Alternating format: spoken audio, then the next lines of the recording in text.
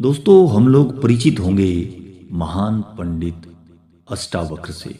आखिरकार अष्टावक्र कौन थे और उन्होंने किसे क्या ज्ञान दिया, जिसे हम आज अष्टावक्र गीता के रूप में जानते हैं।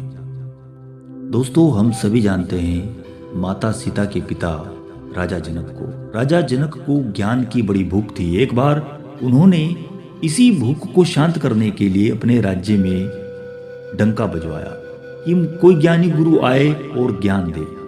बहुत से लोग वहां पर गए, बड़े बड़े विद्वान वहां पर गए और उनके राज पंडित बंदी के साथ में सभी ने शास्त्रार्थ किया। वो वहां पर पराजित हो गए, जिसकी वजह से उन्हें जेल में डाल दिया गया। एक बार ऋषि कुमार अष्टावक्र के पिता भी धन के लोभ में राजा जनक की सभा में पहुंचे और वहां पर राज पंडित बंदी से हार गए, जिसकी वजह से उन्हें कारागार में डाल दिया गया। यहीं से ऋषि कुमार अष्टावक्र की समस्याओं का एक नया जन्म हुआ और वो अपने पिता की खोज में राजा जनक के दरबार जा पहुंचे, जहां उन्होंने राज पंडित बंदी के साथ में शास्त्रार्थ किया और उन्हें पराजित कर दिया।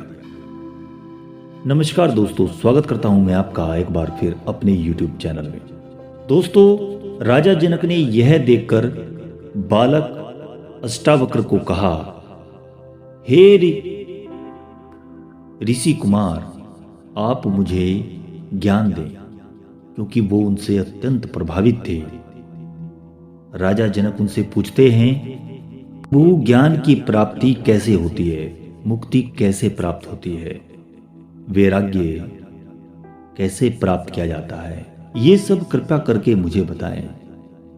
दोस्तों, यही अष्टावक्र गीता का पहला अध्याय भी है और राजा जनक का पहला प्रश्न, जो कि वो विद्वान अष्टावक्र से पूछते हैं।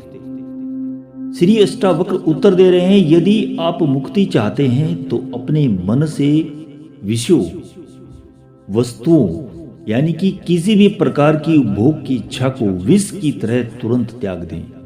क्षमा, सरलता, दया, संतोष तथा सत्य का अमृत सेवन करें। आप न पृथ्वी हैं, न जल, न अग्नि, न वायु अथवा आकाश ही हैं। मुक्ति के लिए इन तत्वों के साक्षी चैतन्य रूप आत्मा को जाने। आप ब्राह्मण आदि सभी जातियों अथवा ब्रह्मचर्य आदि सभी आश्रमों से परे हैं तथा आंखों से दिखाई न पड़ने वाले हैं। आप निर्लिप्त, निराकार और इस विश्व के साक्षी हैं, ऐसा जानकर सुखी हो जाएं। यहाँ पर अष्टावक्र बता रहे हैं मुक्ति के उपाय। ध्यान से सुनिए आगे। धर्म, अधर्म, सुख, दुख मस्तिष्क से जुड़े हैं, सर्वव्यापक आपसे नहीं। न आप कुछ करने वाले हैं और न कोई भी किसी प्रकार का भोग करने वाले हैं। आप सदा मुक्त ही हैं, ऐसा ही माने।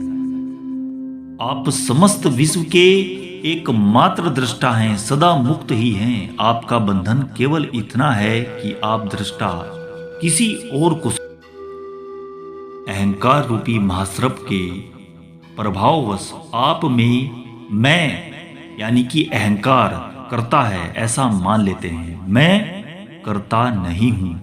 इस विश्वास रूपी अमृत को पीकर सुखी बन जाएं। मैं एक विशुद्ध ज्ञान हूं।